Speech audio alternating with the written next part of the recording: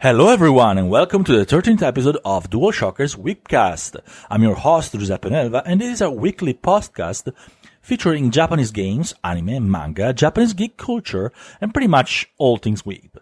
Today our main topic is Anime Expo, which is becoming more and more a place for small and medium publishers and developers that focus on Japanese games to make their announcement and reveals instead of E3. That being said, we'll get into a bit later. First of all, as usual, we're going to talk about the games and anime I played and watched during the past week. By the way, this week we are one day late, especially simply because normally I record this podcast on Sunday evening. But this week on Sunday still was Anime Expo, and we got the latest announcement rather late from Bandai Namco, so I just waited and recorded on Monday instead. So, here we are. What games did I play this week? Well, I played mostly a lot of, beginning of the week, a lot of Marvel Alternative Strike Frontier. Yeah, I know it's kind of weird to play a lot of a mobile game, but it was the last week of the game, so I tried to play as much as possible because it actually had a lot of storyline part about characters and stuff that was not included in previous Marvel games, so I wanted to actually see that part. At least as much as possible at it. And it's kind of pity that it closed. Because they were doing experimental stuff in the game. They were expanding on the story. It had its own story, but it also I think had quite a few hints on what could come next for the series. They were about to release the second part of the story, at least started, and that hinted to the future Mavlov that's set 70 or so years in the future that seems that Age is working on. So unfortunately that's not come to be. But they said that the scenario they wrote and the source material is going to be published in their pamphlet that it's going to be sold at Summer Comic-Con. I'm not going to be there, unfortunately, because I'm going in September. Summer Comic-Con is in August. I can't go there into Japan 2 months in a row. It would be impossible. Besides, August has Gamescom and I have to be in Germany for that. I'm gonna try and get the pamphlet when I go to Japan, see if there is any left or anything like that, and see if I can report about it or at least tell you guys what it is all about. Other than that, I've been playing some Final Fantasy XIV. They released the new patch. It's a 4.35, I believe. Besides the fact that it's like a X5, it's still a pretty sizable patch. I haven't been able to sink my teeth into it just yet all that much, but definitely there is a lot to enjoy. I also started playing Shining Resonance Refrain, and it has Tony Taka as character designer, so that is that. That's enough already for me for actually starting enjoying the game. I have just started it, so I can't really have a full opinion on it just yet. That's it for games. Well, at least most games play for the most part. Anime is an interesting one because last week and this week we're getting a start of the summer anime season. It's not as rich as the spring anime season, which is normal because, it's the summer, so the summer is normally a little slower, but there are some quite interesting titles, and some of them already started. So, I'm gonna start with a couple that I already watched, and they are interesting. They're sports title, which is kinda strange because I normally don't enjoy sports titles, but these ones are interesting. So the first one is Hanebado, and it's based on badminton. That's a pretty that's a pretty obscure sport for many, but it's pretty popular in Japan, and especially in high school levels. And on top of that, it's the sport featured in Mavlov, in the first Mavlov Extra. So yeah, there is a little bit of a sentimental value for me in there, even if I know pretty much nothing of badminton. But still, the anime has a very, very good art style. a very good animation, and I really like what I've saw so far. I saw only 2 episodes. It seemed to mix a little bit of sports competition and psychology, so it's definitely interesting. And the coach is so funny. But anyway, yeah, that's my first recommendation. At least for the first 2 episodes, they're good. So the second one is Haru Kana Receive, and that's another pretty obscure sport, but very like appropriate for the summer, and that is beach volley. The anime is actually based in Okinawa, which is actually makes it even interesting because that's another place that it doesn't appear in many anime or manga. Anime or game or Japanese games also. And it's basically a total newbie that gets into beach volley alongside her cousin that is like an expert, but she quit, and they seem that they will be facing a summer tournament or something like that. It's just the first episode, so we haven't seen that much just yet. The funny thing is that the lady that is like a newbie, she's super tall, so she's kind of talented for beach volley, while her cousin that quit, she's super short, so she has a problem in there. But it's gonna be interesting to see. Like the art style is not as good as Hanebado, but it's pretty peculiar. I kind of like what I saw, and Okinawa, so it's perfect for summer, I guess. Again, if you want to see more of Okinawa, probably you should play Yakuza 3. For now, it's available only on PS3. But if you like sold your PS3, you're a loser. No, I'm kidding. But yeah, it's going to be remastered for PS4 anyway. We haven't gotten a release window for the West or a release announcement at all. And maybe it's gonna come to PC as well, since they announced Yakuza 0 and Yakuza Kiwami for PC. We'll see. But it's gonna come in Japan in August. We'll see if they are going to announce a Western localization anytime soon. Very soon we're gonna get Yakuza Kiwami 2. So that's the remake of Yakuza Kiwami. Or Yakuza 2. And so it would be very, very natural to go into Yakuza 3, like, straight away. There is, the localization is pretty much done. Because of course it was released in the West.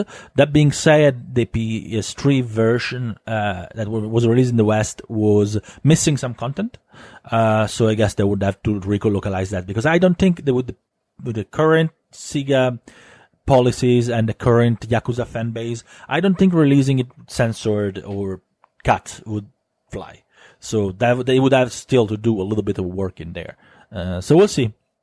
Being said, sorry for the digression. Another anime that's pretty interesting is Shishisei no Subaru. That's pretty much a, I guess, edgy version of Sword Art Online.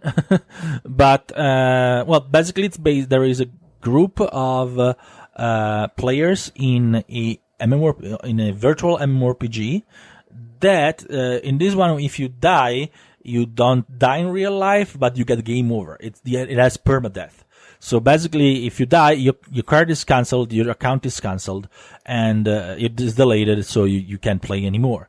They were playing in the past as a group when they were in grade school, but when one of them dies in the game, she actually dies in real life for reasons unknown.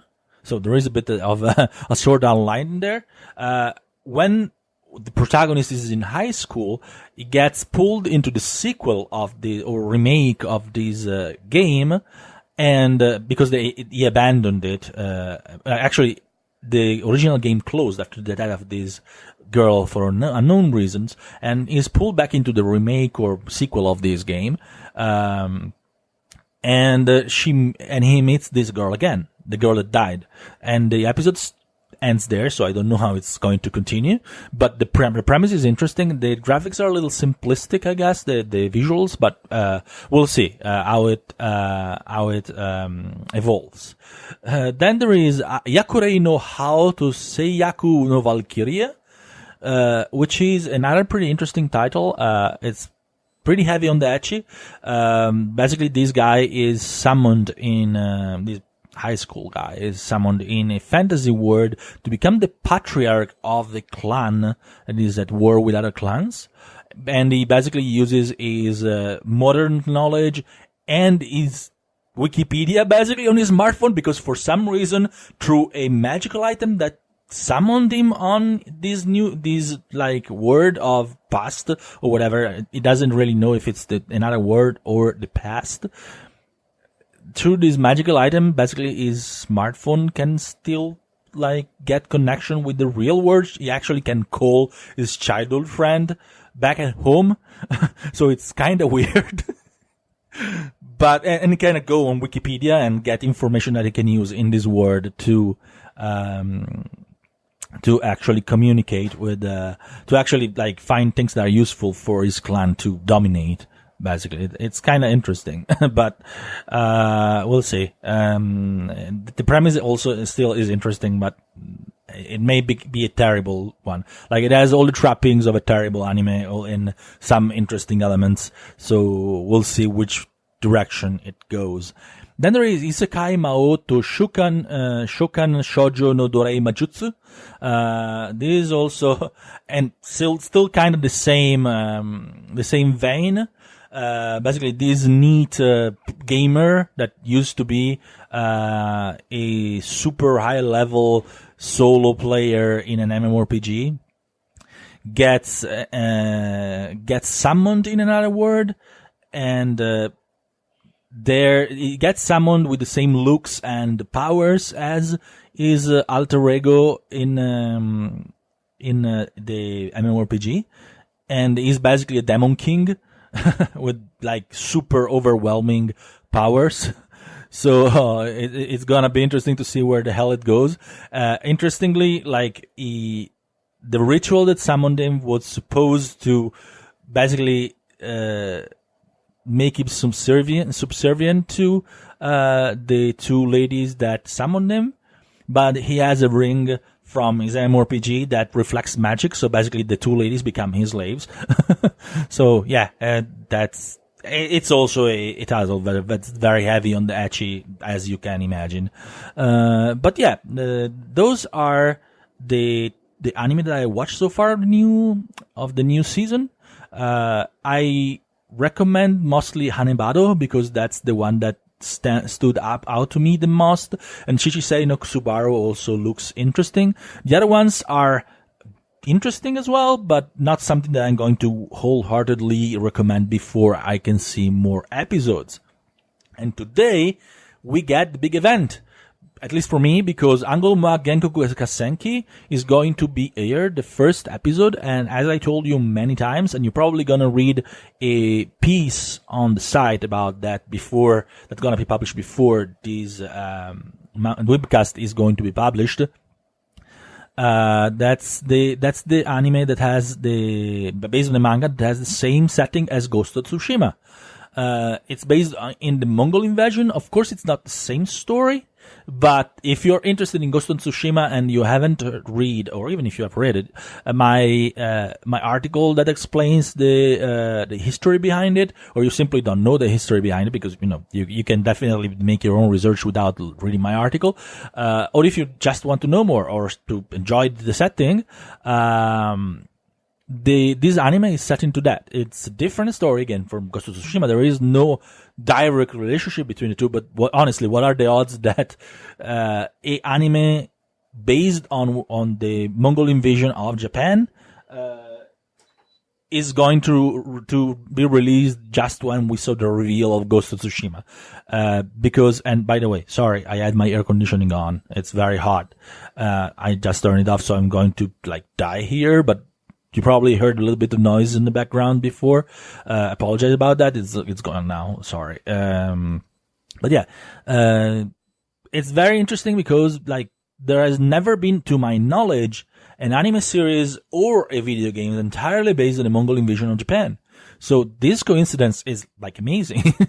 And, there have been some games that have included the Mongol invasion of Japan, mostly, strategy games, of course, but normally that kind of setting is not historically very well documented, so it's more difficult to write stories about it, and also it's not as popular definitely in Japan as the Sengoku Jidai. So it's normal that it's less represented. It's very much underrepresented in media, so it's actually very amazing that in the same period we get an anime and a video game totally separate without any cross influence between each other. Maybe Sucker Punch will like take some inspiration, but I don't know. I don't know if they read or they read the manga at all. The manga has been going on for a little while. Actually, that's the first thing I'm gonna ask them if I ever get to interview them. I hope so. It's gonna air today. It's gonna actually today for when you see this episode, when you listen to this episode. Of course, it's tomorrow for me still. It's gonna be interesting. I'm definitely going to watch it, and I've seen a little bit of the manga. I've read a little bit of manga, and the manga is good. So I'm hoping that the anime is as good as the manga. We'll see. The atmosphere is definitely interesting, and I love historical anime and manga and video games. So it's pretty much like a not a sure bet, but almost for me. We'll see. So let's finally get in our. Sorry, I digressed a lot, so it took me a little while. We are on 60 minutes already. Let's get into Anime Expo. So there has been quite a lot of announcement in Anime Expo. The NIS America, the American branch of Nippon Ichi Software, had quite a few announcements to start dances. They announced the Princess Guide for PS4 and Nintendo Switch. That's basic. Before I get into that, though, first of all, let's talk about Anime Expo in general. Sorry, I'm jumping a little bit around, but Anime Expo is getting interesting because it's always been mostly focused on anime for the most part, but relatively recently, it has become more and more an outlet for many game developers and like publishers, mostly the smaller publishers, also some big ones like Bandai Namco, to make their announcement that they reveals outside of E3 and avoid the big E3 hubbub in which most of these games would be ignored, because of course there is the big exclusives, the big first party games, and all that. So if you like announce a small game at E3, it gets pretty much choked in the middle of the whole chaos. So it's not a bad idea. It's right after E3, like just 2 weeks after, 3 weeks after. So you're still into that train of thought. You're still into the announcement atmosphere, but it's very much more focused, and they do a lot more like focused and small niche announcements for Japanese-centric games. The one thing that I don't like all that much is that most developers do not care to live stream the announcements. So it's a little bit like there is a lot of like going around finding someone that can report for us there, and so at the moment we don't have any. Since Cesario left, because he, as you may have known, he has jumped the moat, and now he works at a PR firm. So he does PR for the games that he likes. So that's fantastic. And that's a pretty natural, like, outlet for people that wrote, about games. So it's awesome for him that he works there now. And I hope he's gonna be successful in the field. But, since he's gone, we don't have a writer on the West Coast anymore. So it's more difficult for us to go to events like Anime Expo. They're not as big as E3. But, we'll look. If you are on the West Coast and, you are looking to write for a website, contact us. You never know. We definitely would like to expand our team in the future. So a little bit of a PSA there, especially in the West Coast, because we are all East Coasters and Europeans, or people in the middle. Anyway, Anime Expo is becoming really interesting for that, and there is a lot of gaming publishers and gaming developer presence, and it's nice. I would like to have a little bit more live streams. So this year, pretty much only Spike Chunsoft had a live stream. Other than that, it was mostly like press releases, trying to get them ahead of time to get the scoop when the announcements were made. But yeah, definitely a very, very interesting lineup, even if it's mostly smaller games. So the Princess Guide, which if you are not familiar with the title, you probably are not unless you read the news post. It's Nipponichi Software's Anata no Shikihime Kyoikatan, which was like translated as Your Four Princess Training Story at the beginning, but it's been like now adapted into the Princess Guide. Basically, you're the guide of the princesses. You play someone that has to train these princesses to become like full-fledged rulers for the nations, and it's a pretty interesting gameplay, I believe, and it's of course not a super high budget game. It's the usual Nipponichi Software game, but it's the artwork is very nice. I'm interested. Then they announced RPG Maker MV for PS4, Switch, and Xbox One. That's interesting to have an RPG Maker title on console. The game has been released on Steam for a while. In 2015, I believe, and I actually have it, and I had this like very small stint in which I tried to make one, and honestly, that kind of gave me renewed respect for people that make RPGs on RPG Maker, because people think it's easy, but it's not. It's really a lot of work still. Sure, there are people that do like asset flips and stuff like that, but making a game, even while using like the default assets, is really, really, really complex. Unless you want to, like, not complicated, not difficult, but it's a long process. It takes a long time and a lot of dedication. So my attempt to writing a game was like kind of stunted by the lack of time. But yeah, that gave me some renewed respect for people that do that, because it's not easy. It's not quick, definitely. Then, this was a pretty like surprising announcement. So NIS America announced the Caligula Effect Overdose, which is the PS4 version of the Caligula Effect, or simply Caligula, as it was titled in Japan.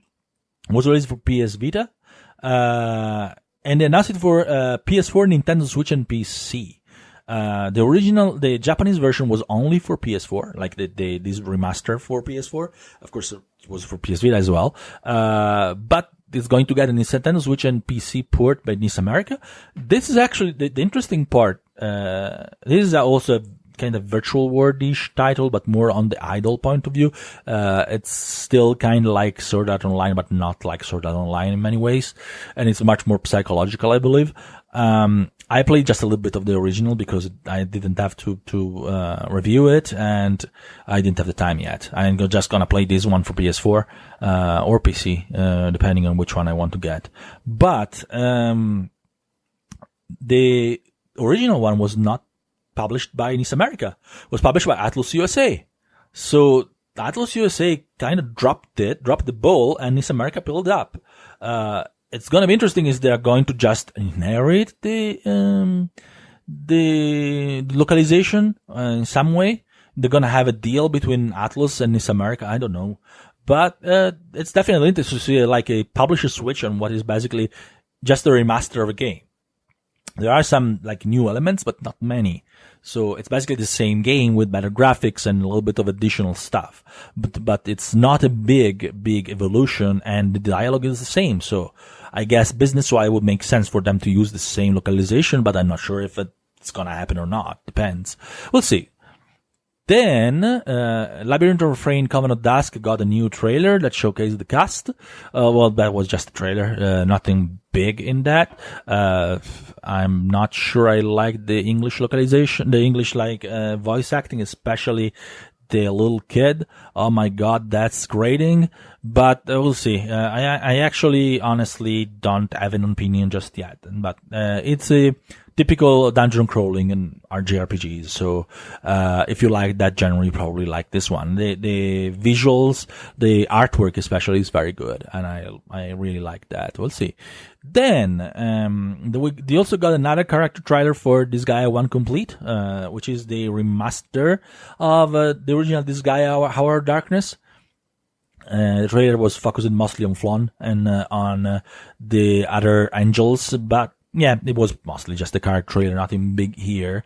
Then Spike Chunsoft started its news, and first of all, they announced that Steins Gate Elite for PS4, Nintendo Switch, and PC is going to be delayed to early 2019. Originally, it was, believed, a 2018 release. This is actually pretty interesting. Like, it's a pretty unique operation because they basically picked the original Steins Gate. They picked the anime that they made in 2011, and they smashed them together. So basically, there is the original artwork and the anime artwork smashed together in a way that's pretty interesting. They also, of course, made some new anime cutscenes for the routes that were not covered by the anime, because of course the anime just covered one route, so they would not make sense to make this operation if they just add one route that is covered by the anime cutscenes and all the other routes are not covered at all. So they're gonna if you like the anime, you're gonna get some like new scenes in the same style as the anime. Honestly, I would like to see a new anime with different routes, but that's pretty much what we are having now in the end. So yeah, I'm interested to play this game, but it's gonna be until 2019, so it's gonna be a while. Then the big announcement that everyone was kind of waiting for, at least every weeb, I guess, or every fan of Kotaro Uchikoshi and his Zero Escape series of games, and that's his new game that was originally codenamed Project Sync. Now it has a title, it has some information, and we know that it's gonna come for PS4, Switch, and PC as well. And it's titled AI the Somnium Files, or the Somnium Files. And that's very interesting because it looks to be a mystery, title, with some, like cyberpunkish elements in it, like some investigation and cyberpunk in the middle as well, and but Japanese style cyberpunk, not the original cyberpunk. It's set in the near future Tokyo, and you have to investigate a series of serious murder case. And interestingly, the character design is by Yusuke Kozaki, which you probably know for having worked No More Heroes, also on some Fire Emblem games as well, and quite a few. He is a big character designer, and one of my favorite actually. I really like his artwork. We got to see two characters already. The protagonist his name is Date. He has a man bun, but I guess I can forgive that. Not a fan of man buns, but yeah. But he is a cool character design. But it's gonna be interesting. Also, we saw a AI idol, I believe. Her name is Iris, and she has like mechanical cat ears and pink hair. But we'll have to see which role they have, and of course, it's Kotaro Uchikoshi, so the story is probably going to be very intriguing. So that's coming. We don't know when, so it doesn't have a release window just yet. But we know it's gonna come for PS4, Switch, and PC. Next, this one was big, and I know another publisher that is probably like eating his nails at the moment because I know they wanted to bring it.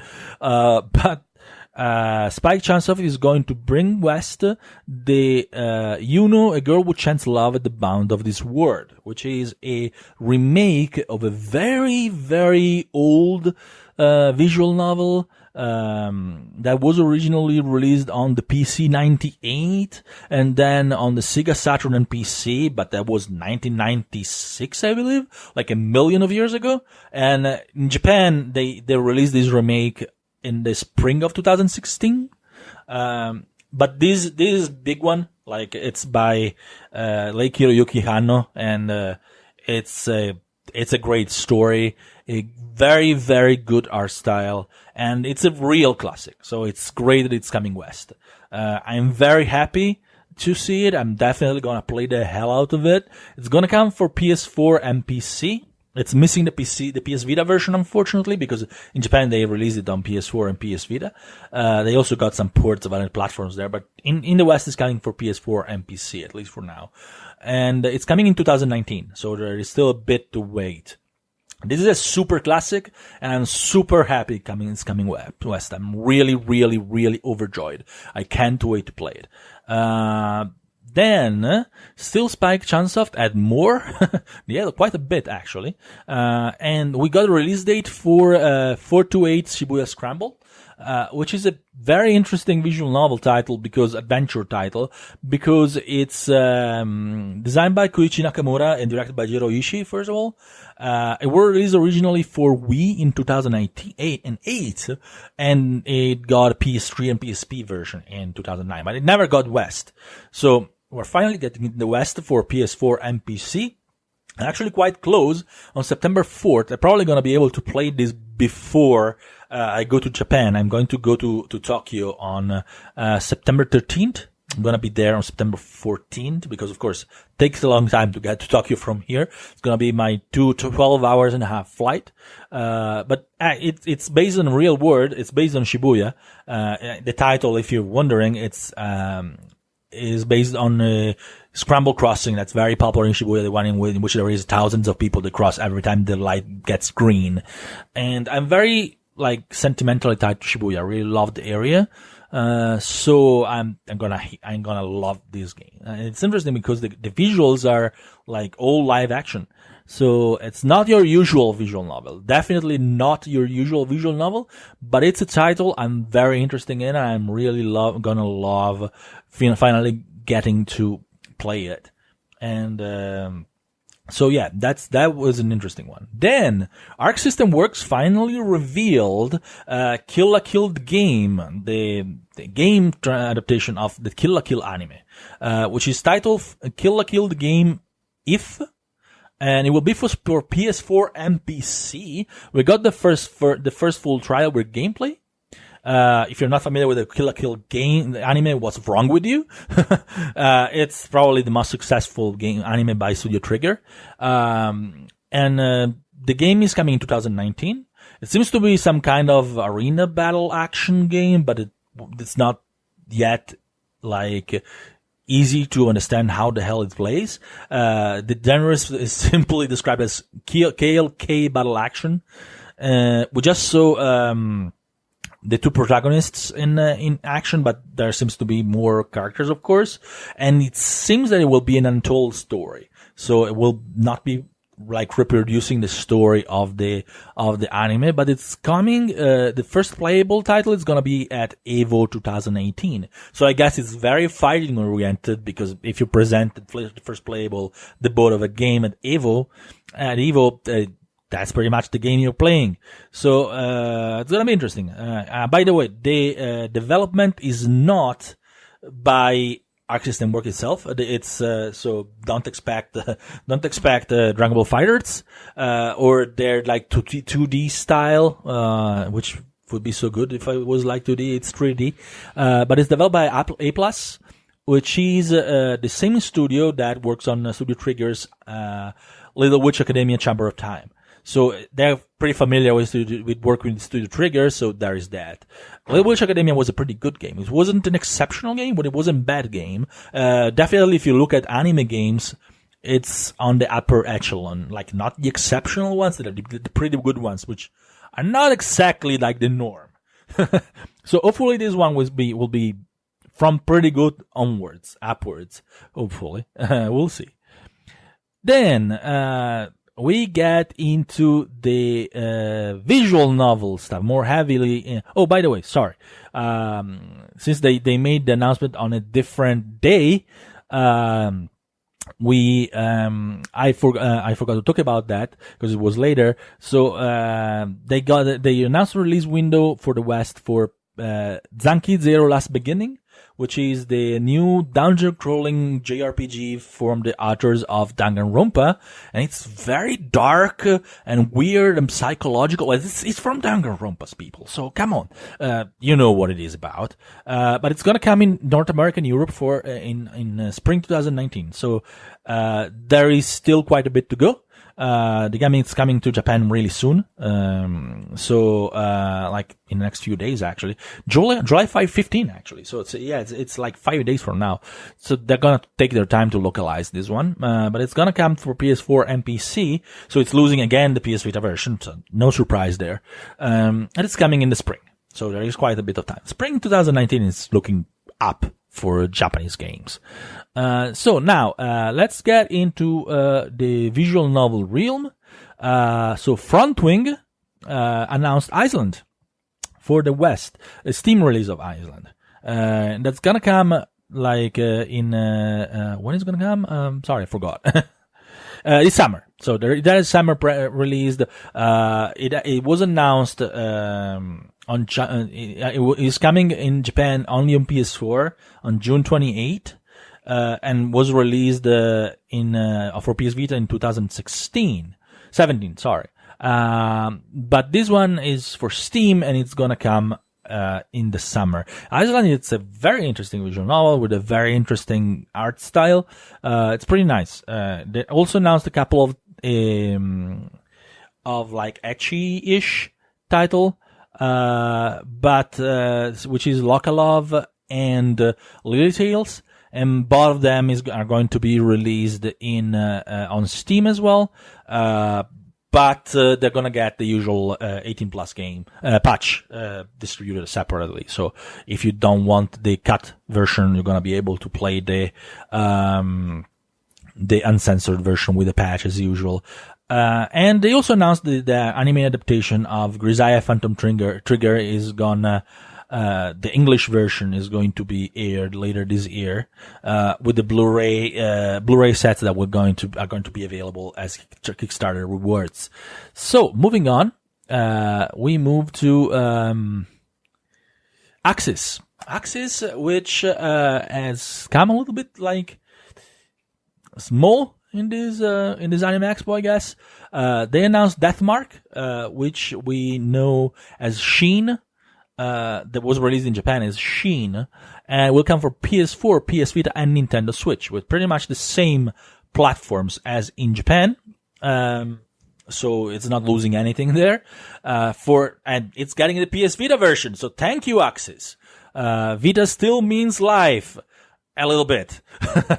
So it's a very, very, very creepy, scary horror visual novel. It's by experience. So there is a mark of quality there. Then we're getting Ghost Parade, which is an horror adventure game by Lantera. I actually don't know much about that, but I don't think it's even Japanese, actually. Maybe they're Korean? This one is coming for PS4, PC, and Nintendo Switch. Then we got, Dreamless Games, Stardust Galaxy Warriors Stellar Climax, which is also already available for PC and PS4 and Xbox One. This one is coming to Switch. And if you love otome games, which, if you're not familiar with otome games, what's wrong with you? They are games mostly for a female audience, but I like them. And basically, it's a harem game for girls, with a lot of pretty boys instead of pretty girls. So, they are going to localize Code Realize Wintertide Miracles for PS4 and PS Vita. So, Vita still means life. Thank you, Axis Games. Actually, they say that this is probably going to be one of the last, physical games on PS Vita, and it's coming in 2019. So this is a fan disc of the Code Realize series, but it's another interesting one. I like the Code Realize series. So if you like that kind of games, you still want to look forward to in 2019 in physical version. Then, let's move on with, more visual novels. Sekai Project also made it quite a lot of announcement as usual. They really like to make announcement at Anime Expo. So we're getting 9-9 by Saku Saku developer palette. And, it actually looks pretty good. It has a really nice little, art style. It's gonna have all these titles by Sekai Project, all for PC. They mostly do PC. I mean, even lately they announced their console initiative that's called Sekai Games, but they still haven't much into that lineup. Anyway, this one is going to be an episodic game with each episode focusing on one heroine. So that's interesting. Then we get Last Stanza by Iscude. Sorry, that's not Last Stanza. Sorry, I'm still a little sick because there is a little bit of like excursion by Innocence, and it's a kind of slice of lightish, life-ish drama visual novel. It's a tragic event. Basically, there is a tragic accident, and various characters have to cope with it. So it's a really interesting one. I'm going to look forward to it. Then there is a sequel of Reload 2, The Witch of Cologne and Black Cat by Excude. And basically it's a strip RPG like the original ones. And it's the second game of the trilogy that's planned.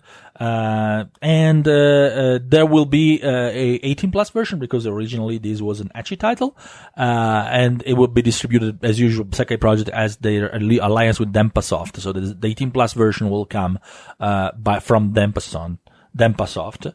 And, then we get Idol Connect Asterisk Live by Creative Frontier. Also from Steam, of course. It's basically a port-ish mobile game, but it's been transformed into a visual novel. So that's an interesting project. So basically they reuse most of the assets and they made it into a visual novel. So we'll see how it is. Sumiko Software is going to bring Arumada Kururu, again, for Steam. And again, there is going to be a 18 plus version from Denpasoft. Also, this one has a pretty good art style, a little bit on the lowly version, so it's not much my thing, but people that like it will probably like it as well. Talking about good art style, we're also getting Witch Love Diary by Kubrand.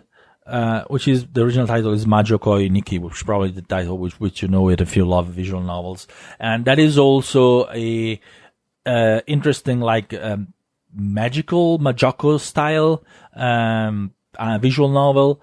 It's also coming to Steam and with an 18 plus version again via Denpasoft. Last but not least, on July 27th we're getting Nekopara Extra.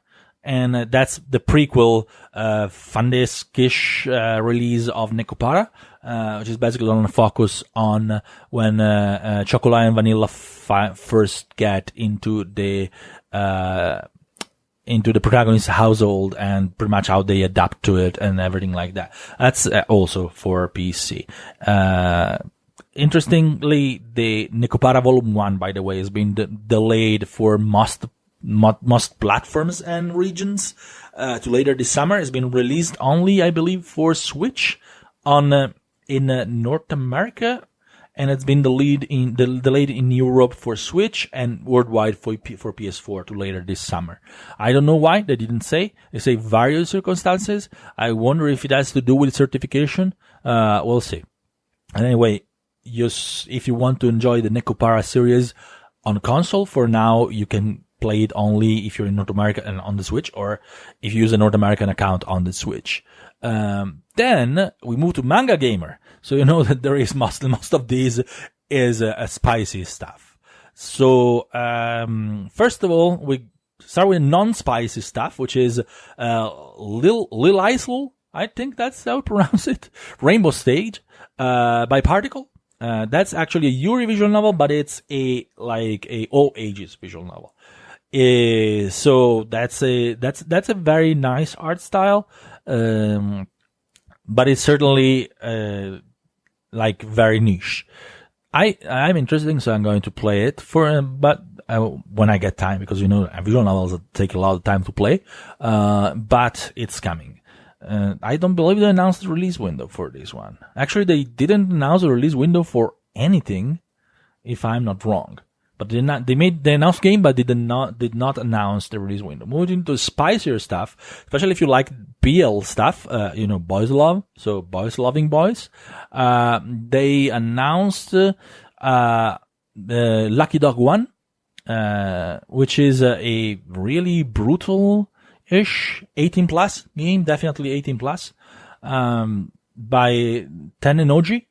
And so there is that. And then there is something more to my course, I guess, which is Runs 9 and Runs 10 are both coming. So we're just waiting for the first one now, but they're gonna complete the series. Runs 9 is, and Runs 10 are already, of course, been released in Japan. But they're coming. I've already done quite a lot of work on Runs 9. Runs 10, they haven't even started yet, so it's coming whenever. But they pretty much just tried to just make it public that they are coming, that did not announce any release date or even release windows. But yeah, the Run series is a super successful, ecchi, tactical RPG series. And the gameplay is actually very interesting, and the story is an acquired taste, because the protagonist Rans is probably the most insufferable asshole. Sorry for that you're ever going to see as a protagonist of a game, but that kind of makes it interesting, because he's such an asshole that it's actually kind of become endearing in some ways. So yeah, there is that. Definitely also, of course, a 18 plus title. The guy, and basically the whole premise is that this guy thinks that all women belong to him. Yeah, all your bases. Then we're getting into two bigger announcements, I guess. Which is that Bandai Namco there was a closing announcement at Anime Expo for games, basically the last one to come Sunday night. This is the reason why I'm releasing this podcast late, and so it's like a behind closed doors conference, panel. Bandai Namco focused on anime games. Bandai Namco showed a bunch of trailers of games that we already know about, and those trailers are not being published just yet, so they're probably gonna come this week, and maybe some that will come today, I don't know. We'll see about that. But they close with the announcement of the Western release of Tokyo Ghoul Recall to Exist. And this is a survival action online-ish with an offline mode game, so we'll see, but it is based on Tokyo Ghoul Re, but it has the characters from all the Tokyo Ghoul anime. So, we have the whole cast. The protagonists appear in bodies forms. So yeah, it promises like special moves and all that. You can play it about a ghoul or an investigator, pick sides. There is an offline mode, so there is some story mode in it. It's not just an online game like Naruto to Boruto, for instance, but it still kind of looks like in that vein, in the Naruto to Boruto and Black Clover vein. And honestly, I don't know, the looks aren't that great. The looks like the usual Bandai Namco anime game fare, like internally developed. I'm not sure. It's a big franchise, so hopefully they put more resources in it. Like if you listen to my podcast, to the 11th episodes in which I talk about anime games in particular, in general, you know what I think about this kind of projects that kind of feel a little bit low budget. Hopefully it will surprise me. I will keep an open mind as I usually do. Hopefully I will be surprised. Hopefully I'll be able to play it when I go to Tokyo Game Show. Normally they have a showcase with Bandai Namco there, and hopefully I'll be able to play it there and see what at all it is about. I don't know if it will be playable. Of course, they have not announced it yet. We don't have a release window for the West. We have a release window for Japan, which is this winter. So there is a good possibility that it's gonna be playable in September at Tokyo Game Show. We'll see. But yeah, this was the big announcement, certainly. And it's gonna come to the West for PS4 and Steam. I was expecting coming with Switch release, but this also is another of the many games by Bandai Namco that's skipping the Switch for reasons unknown. Definitely it looks like it would run like super easy on Switch.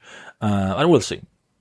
Then, I kept this for last, even if it wasn't made for last, because it was probably my favorite announcement at the Anime Expo.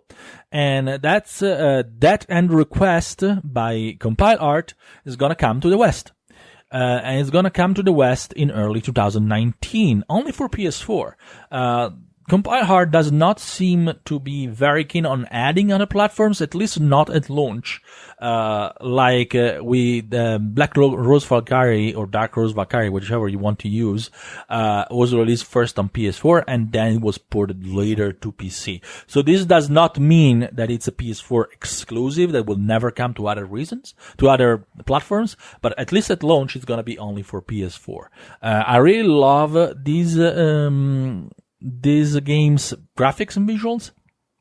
They actually use the better engine than they normally use for their Compile Hearts games. It's coming, of course, by Idea Factory International. It has a mix of visual novel-ish and RPG in the middle, but there are some usual visual novel style dialogue scenes that we are all used to from Compile Heart, but it looks very good. Hopefully it's good, gameplay wise. The gameplay seems very, like, dynamic. You can actually install, like, basically the game is set in a glitchy virtual MMORPG that has been closed or not even opened. And there is this lady, this programmer, that has been trapped into it, and a colleague is basically trying to help her getting untrapped. And he is helped also by some AI that has become sentient. There are some etchy elements. As usual, it's a Compile Heart game, so you can expect it. Like when they enter glitch mode and they become super powerful, they're basically naked, almost. But it's a interesting RPG, and basically you can install plugins into the game to kind of turn the combat into a different genre. So you can turn it into a strategy game, you can turn it into a fighting game, whatever, a FPS game. It's interesting like that. So it's basically kind of a darkish.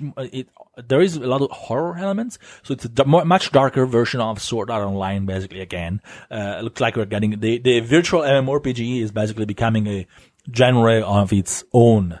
Lately, which is, it's not bad. I don't dislike that. I like the premise a lot. So, as long as it's not abused, well, yeah, it's been abused for a while, I guess. So, yeah.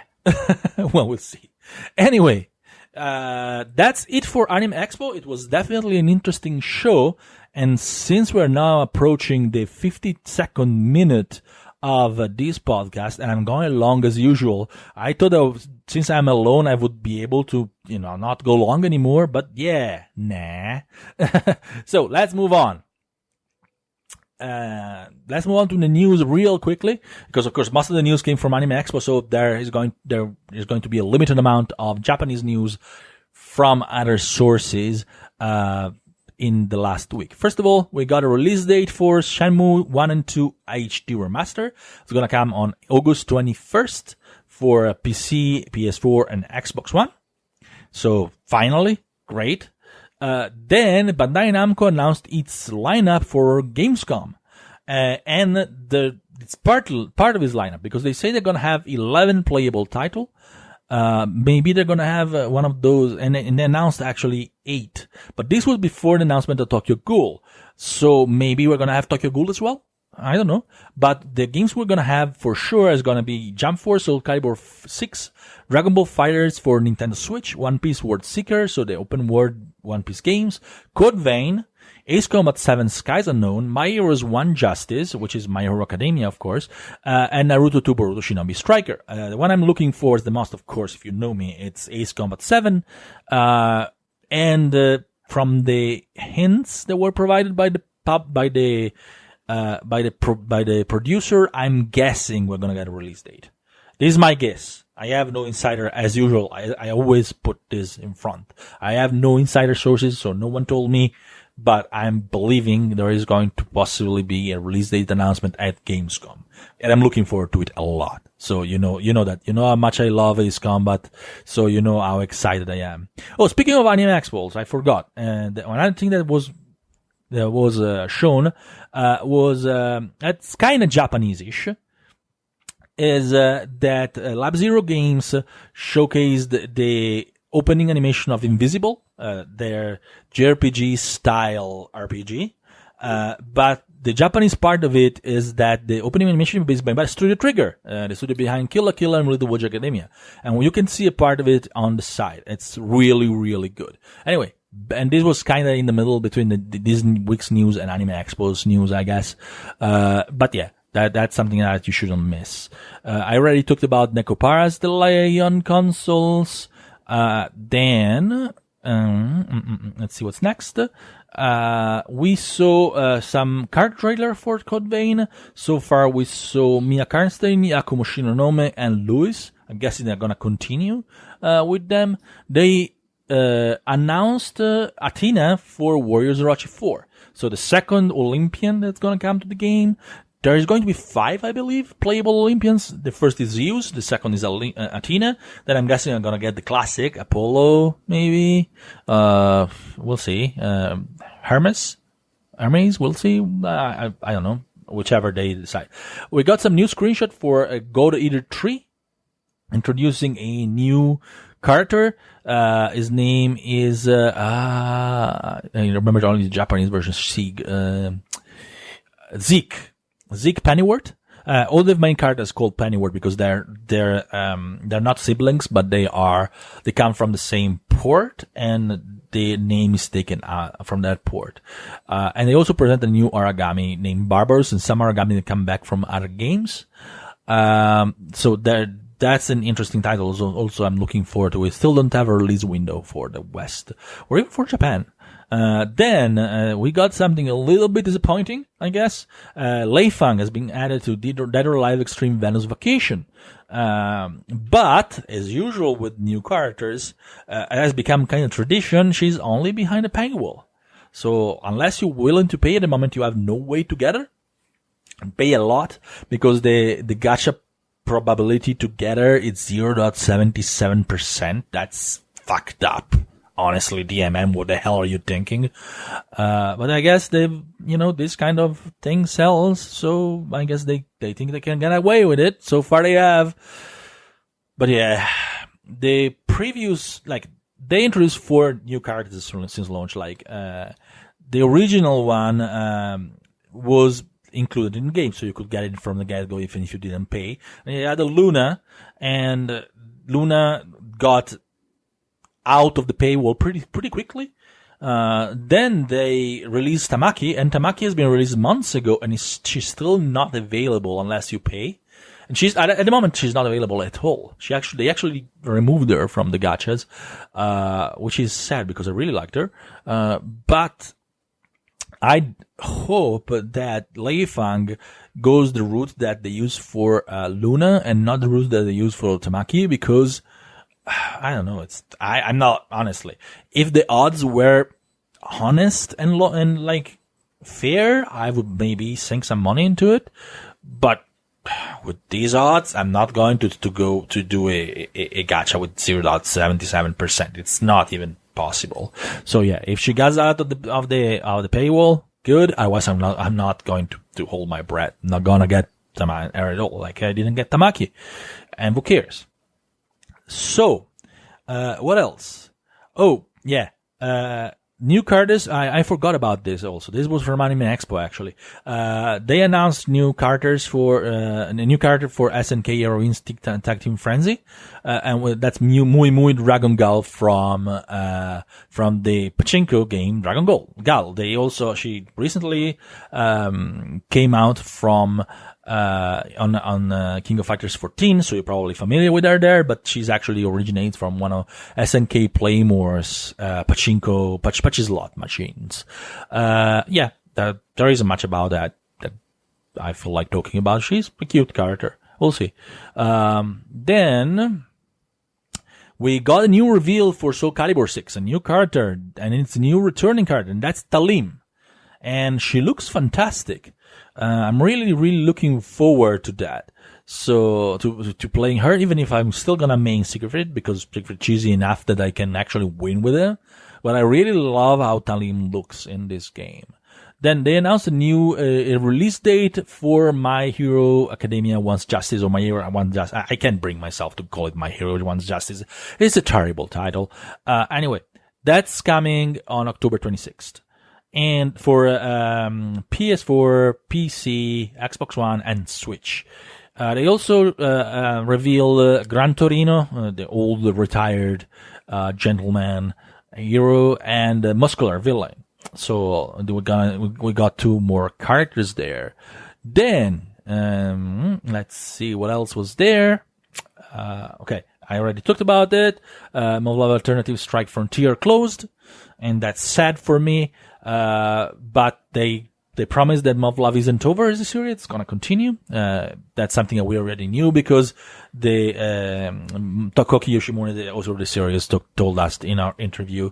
So I'm actually looking forward very much to what I'm a big fanboy for the Marvel series, so probably not surprised about that. Oh, another one that came from Anime Expo that I also forgot is Inti Creates announced that the Nintendo Dragon Market for Death by the Mega Man X Mega Man Zero's stuff is going to come for Switch this winter.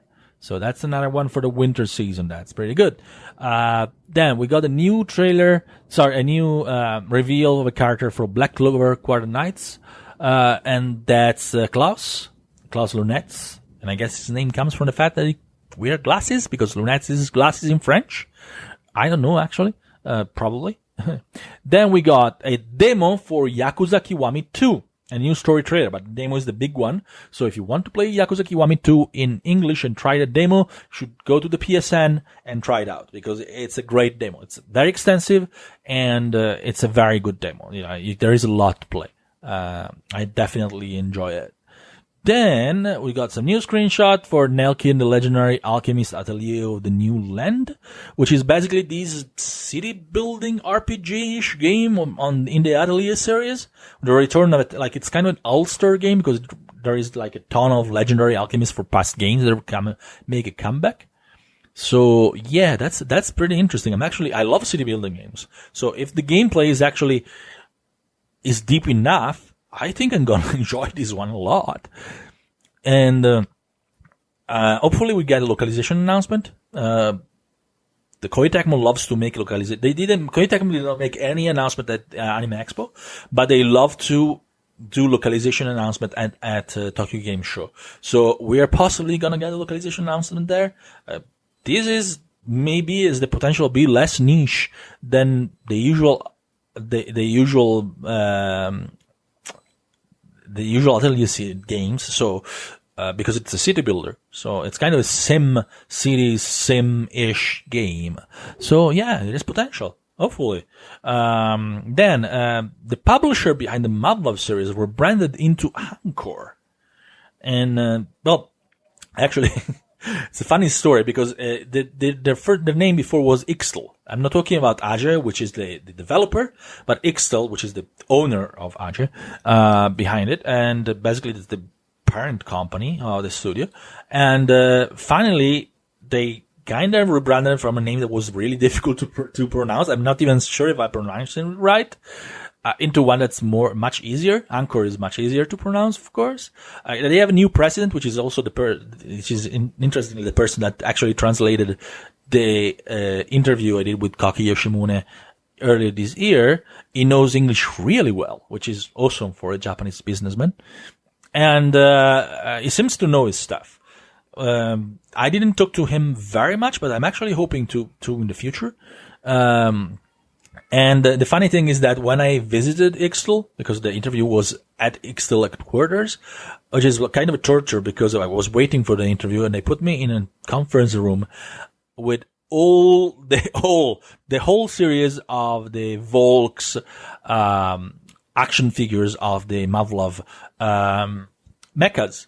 and I don't have them all. I have like 15 or 20 of them, and I'm a big collector, and there are a lot of them that I can't find them in books. They were released 10 years ago. So, and I like, oh my God, look at this. In front of this wall full of those models, and I was like and I wanted to just touch them. They were in boxes still, so I couldn't. Yeah, anyway, I didn't steal any, I promise. Anyway, what I was saying is that when I visited Ixtal, I went into the front door. Of course, it's a big, building in Akihabara, so there is not only Ixtal there. I entered the front door, and the guard at the door come in, so big Western coming in and saying, what the hell is this guy coming in here? Come in and ask me where the hell we wanted to go. I thought I wanted to go to Ixtal. I was like, what? And he didn't know how to pronounce it as well, so it was funny. Anyway, now they're called Anchor, and more interestingly, they tease that there is a new project coming soon. They did not say if this new project is Mavlov or something else, but, Mavlov is the centerpiece of, Ixtal's or Anchor's production. So hopefully it will be a new Mavlov. It's been a while since we got a new Mavlov, so I'm really looking forward to something new. The latest Mavlov was Strike Frontier. Now it's closed. So we are waiting for a new one, Ixtal or Anchor, whatever. Please. Next. Yeah, I know. When I talk about Mavlov, I ramble for ages because I just love it. I mean, that's how it is. It's my favorite visual novel series. Yeah, I'm stalling because I'm like scrolling up the site to see what else is there. They announced a new a new game for Yuna and the Haunted Hot Springs, which is an anime series, a manga series from Shonen Jump, Weekly Shonen Jump, that is getting an anime this season. It's gonna start like really soon, I think, in the next few days. And and the game is gonna be for PS4 by Furio. By the way, speaking about Furio, I've seen some reports that they say that Furio has suspended game development for the time being for this fiscal year. They're not. They suspended for the investment in games. So they're probably not going to announce new games. But they just announced this one. So they're still developing games very much. If you don't know the anime, or the manga, it's also called, in Japanese, it's Yuragi Sono Yuna-san. It looks like a roguelite game, much in the vein of many of the Toho games. But yeah, it looks good. It's an ecchi-ish anime, and manga, so you know what you're going into. But yeah, and Furio also, like, recently announced the other, Crystar. That is an action RPG. So they definitely have still games coming. And they just announced that they're gonna freeze further investment, focusing on titles that they already have invested into. So it's not that they're gonna stop game development. So don't worry.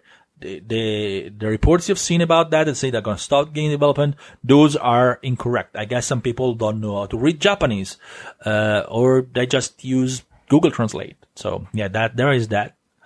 Then we got quite a few Japanese news yesterday. Let's see. Oh, we got the PC version announcement of Monster Hunter World. It's coming on August 9th. And it has pretty big hardware requirements. It's gonna come on Steam, of course. Yeah. So if you have waited for the PC version to jump into Monster Hunter World, now you can. So that's good. Let's see. I think we're pretty much almost done. There is the last one, which is like I'm actually adding this part. So I'm sorry if you heard a little bit of a cut in there, because I'm just adding this from yesterday. The last one is From Software just announced a release date for the Armored Core 20th anniversary CD box. This is a massive soundtrack. It's 20 CDs. It costs 18,500 yen. That's pretty much almost like $170, I guess. The limited edition is 29,800 yen, which is almost $280. But that one includes a CD record, which you can record the tracks and put it into the digital format. It's gonna come on November 1st. There is still no peep or said about the possible new future Armored Core game, but we're getting this 20th anniversary soundtrack a year late because the 20th anniversary was like last year. But yeah, interesting. A little bit of an anecdote. You probably, if you follow DualShocker for a while, you probably know. 2 years ago, in 2016, I interviewed with other journalists. There was a roundtable interview at Bandai Namco's showcase. I interviewed Hidetaka Miyazaki and asked him if they're making a new Armored Core. And he told me in Japanese, Armored Core wa tsukurutemasu, which means we are making Armored Core. Like right now. That's, in Japanese, definitely an indication of we are doing this now. Not we are going to do it in the future, but we are doing it now. That was very simple. It was other journalists there and other journalists that know Japanese even better than me. So, and they definitely understood the same that I did. And in fact, they reported it afterwards as well. So you've seen it on IGN, you've seen DualShockers, you've seen Kotaku, you've seen other outlets. There was a lot of witnesses. Thing is, after I published that, the day after, of course, the Japanese press picked it up.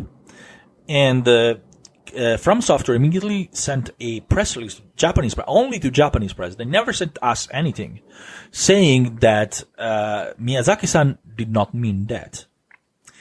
They didn't just meant that he had the intention to continue the series. But the wording in Japanese doesn't really say that. It said very clearly that they are making now an Armored Core game. So I don't know. Personally, I think that was just backtracking on something that was not supposed to be said.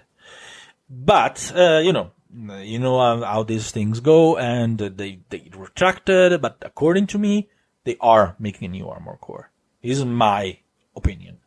And what Miyazaki said indicated that and kind of confirmed that. Then, if they wanted to deny it, that's fine. That's the rule of the game.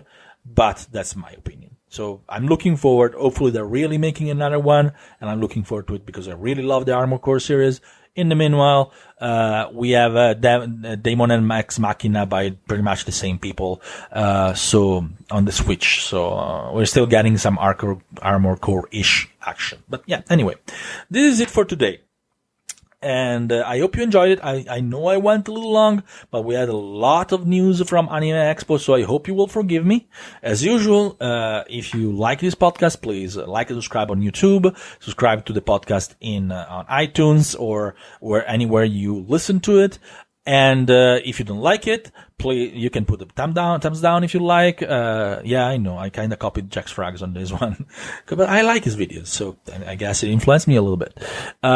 Anyway, if you dislike it, especially please comment, tell us what you don't like. I know you probably don't like them, I'm alone, but at the moment I'm the only one who can do this in DualShocker stuff. Hopefully we'll get someone else soon. But at the moment you're stuck with me. But anyway, I know that the podcast was much more interesting when Emily was here, but unfortunately she had to go on with her life. In the meanwhile, again, put comments, tell us what you like, what you would like us to cover as teams. If you have any advice that you would like us to take on, we definitely read all the comments. We don't get that many, so it's not difficult. So please give us your feedback, and let us know what you would like to see more. And for now, this WeebCast episode is finished. So I was Giuseppe Nelva from DualShockers.com, and I wish you a great Weeb week, and have a nice one. Bye.